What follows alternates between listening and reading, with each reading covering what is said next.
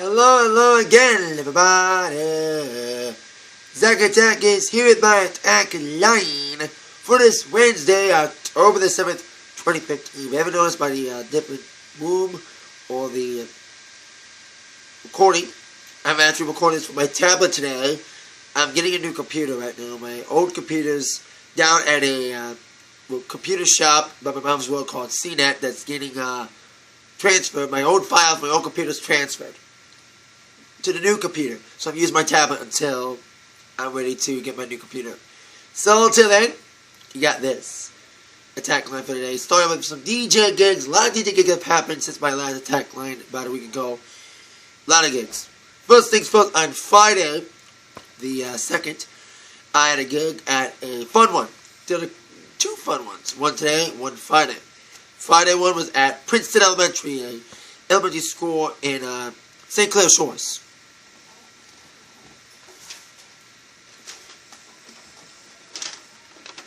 First time ever playing at that school. I played in a Danny Daughter Dance Forum this year at another school. So I'm very happy about that event that took place in February. Got me this fun one.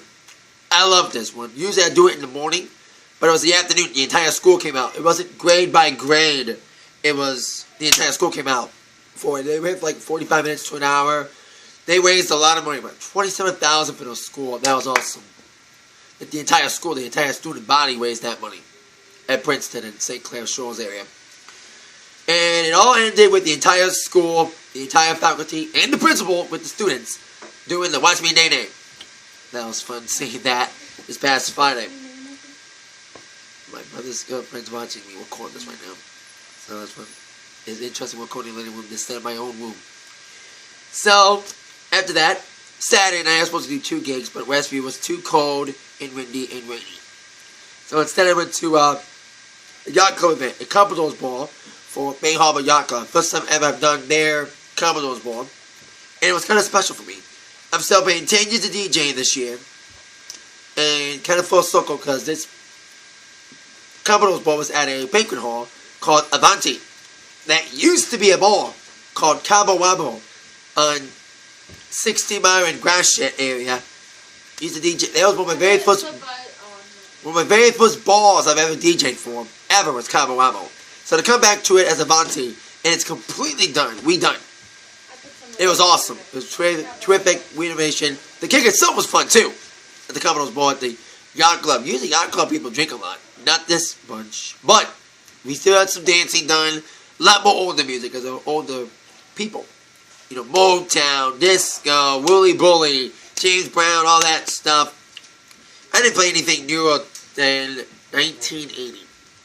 Much. You know, I didn't DJ like any songs from like late 80s and stuff. So there you go with that. That was Saturday's gig. Sunday afternoon, Westview Orchards again after today's Saturday. My dad took over Saturday because it was too windy for me to stand out there. It was a lot warmer on Sunday.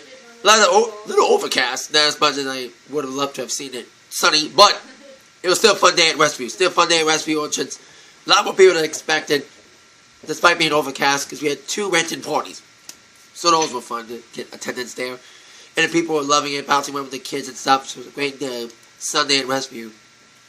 Then you had today's gig. Washington Elementary's fun one. The first fun one in the Romeo District. The Washington fun one. I'm outside playing now. I got everything on that 1 3. That's what happens when you try to record in the living room instead of your own private room. I should record from my room that one. Anyway, so you had the Washington fun one today, Wednesday. It was like Princeton's. They had the entire school come out. It was awesome. They only did like 3 laps though. Because they had a long thing. They didn't run for like an hour. But the coolest thing about this fun one for Washington wasn't really called a fun one. A color one. They had all these stations with all the parents sprinkling the kids with colored dust. Like colored dirt. Like marathons do that with the color stuff. That was cool that they had the kids do that. So that was cool. They get the parents involved and they were loving the music. And like in Princeton, they all did a nay-nay at the end. Like at Princeton. So there you go. Those are my gigs this past couple days. I got 2 gigs Friday. Indian Hills is fun one. I wasn't there physically last year. My dad had to take over for me. So now I'm waiting for that one Friday. Along with the Romeo High School tailgate. Football tailgate again. Band night. Saturday back at Westview. Saturday night, I got a fundraiser for a Little League team for a friend of my aunt's. And then Sunday back in Westfield. So another packed week for me and gigs. Go with your number ones. Starting with your number one movie. Well, after only 1 week, Hotel Transylvania got kicked off by The Martian. Yes, the Matt Damon film debuted at number one with a very impressive $64 million. Actually, that was the overall last couple of days. $54 million. It's made $10 million since the opening weekend. Very impressive 54 mil. While The Walk, an IMAX film, bombed with only $1 million. Hell and Back made worse. Hell and Back, a new rated R animated movie, proves that people would rather see family animated movies than rated R ones. Only made $100,000. Sad. Sad, sad, sad. No wonder the only advertisement was Comedy Central. Anyway, besides the number one movie, Billboard number ones, where we have a new number one album on the Billboard charts. It's Fetty Wap. It's his debut album, self-titled, coming off the success of his various singles, Trap Queen, 679, and my brother's least favorite song, Baby You Can Go My Way. I'm doing the impression of that song. They're debuted at number one with a very impressive, for this day and age, 128,000. But it might be kicked off by Janet Jackson, whose album Unbreakable could be a lucky 7th number one album next week. Well, we have a new number one album. Still number one single for the third week in a row. The Weeknd's The Hills reigns atop the charts. He's been flip-flopping with himself. You know, I Can't Feel My Face was number one a few weeks ago. And then The Hills kicked him off. Well, Weeknd's the number one. Shawn Mendes has his first top 10 with Stitches. Very successful single. And in the top 3, Drake's new song, Hotline Bling.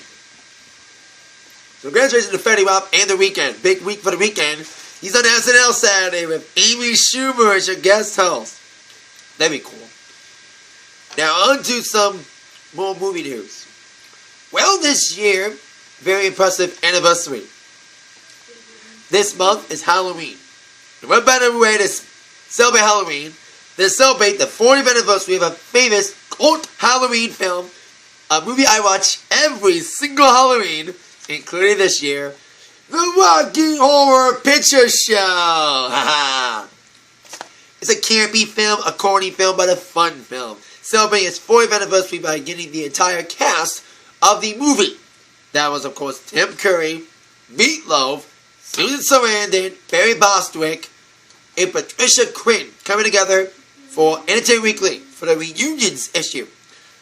That's not the only bit of Rocky Horror news. Not only did the Rocky Horror movie cast get together for Entertainment Weekly, BBC America is doing their own little tribute to Rocky Horror by broadcasting a production of the play that inspired the movie The Rocky Horror Show on BBC America on October 18th, next Sunday. In a feature, Richard O'Brien, who's the creator and the writer of the music, as well as playing with Raph in the movie. I'm surprised he wasn't at the reunion. But he'll be the narrator of the show, along with various guest narrators, Stephen Fry, Anthony Head, Adrian Edmondson, Baby Spice, Emma Button, and Mel Gene Warwick. And the encore presentation will air on Halloween, following a Doctor Who marathon. All the geeks we have about that, stay on Halloween and watch some Doctor Who. I don't watch that show, but I know people who do. Richard O'Brien's stunned by the popularity of the show and the movies, especially coming off. The biggest thing that got Rocky Horror going was the midnight screenings, and the people dressing up and all the stuff, like throwing the rice and the newspaper over there. I even saw the Rocky Horror Show, a stage production at Meadowbrook, and it was awesome a couple years ago. Especially when they did Brandon and Janet. Even with kids there, you still heard people saying asshole and slut for Janet and Brad. So there you go. At least the actress who played Janet in the movie went on to bigger success. Of course, Susan Sarandon. Who'd have thought that Susan Sarandon, being in this corny, campy film, went on to be such a very successful actress? Oscar-winning actress, should I say. Dead Man Walking, Thelma and Louise, various other hits. So there you go. Rocky Horror Show. Lots happening. They're even remaking it for Fox next year. Makes sense since Fox had Glee, the Rocky Horror Glee show a couple years ago. So, big news involving Rocky Horror getting ready to celebrate its 40th anniversary this year with the cast of the movie getting together and a production of the Rocky Horror Show to be from London. London's Playhouse Theatre to be televised October 18th on BBC America. So, there you go. Now I shall end with some ABC TV news. AMAs, the American Music Awards, coming right around the corner on November the 22nd, 8 o'clock. Or was that called November 22nd? Survivor Series Sunday. I said last week that they're going to announce the nominees next week. On the 13th, this forthcoming Tuesday, with Charlie Puth and Joe Jonas to announce the nominees on Good Morning America, and also announcing some on Snapchat. Now we know the host. After years of Pitbull hosting, we have another Latin singer hosting the awards, and someone who's collaborated with Pitbull before. J-Lo, Jennifer Lopez, first off the announcement of her upcoming Vegas stint, announcing she'll be the host. And, like Pitbull before her, not only will she host, she'll perform as well. So, big couple weeks for J-Lo hosting the AMAs and the Vegas stint opening in January. All I Have, named after her song from the 2002 album, This Is Me Now. I think J-Lo is a better album. So I didn't buy the first album on the 6th. I had J-Lo, the second album, bought it the day it came out. And then the day it came out as well for This Is Me Now. It was okay. All I Have was a good one, and Jenny from the Block, the best song for that album. And I did buy Rebirth 10 years ago on that ill-fated dual disc. If you don't know what a dual disc is, Google it. It was a double-sided disc with both a CD side and a DVD side. Didn't go anywhere. I think it should have been more popular, but I think it's because certain players didn't play it. Maybe that's why it flopped. So there you go. AMA nominees, as I mentioned last week, will be announced Tuesday the 13th. But we do know the host. J-Lo, Jennifer Lopez, on November 22nd. Speaking of ABC, one of the only shows I still watch on ABC, since I don't watch Dancing with the Stars anymore, Modern Family. Modern Family reminds me of a show that was on for a lot of seasons. First seasons were kind of funny, and then it got over dramatic for my taste. I just mentioned it.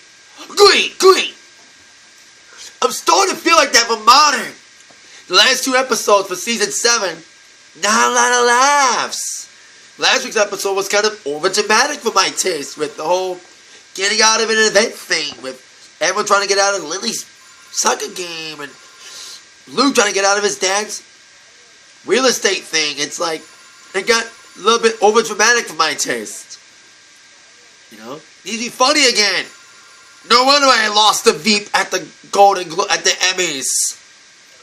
No wonder why Veep won. So we'll see if Modern can be funny. At 9/8 Central, ABC. That's it for the Atakline. Thank you very much for watching. With that in mind, you've been attacked by the news from Zach. Thank you again. See ya. Yeah.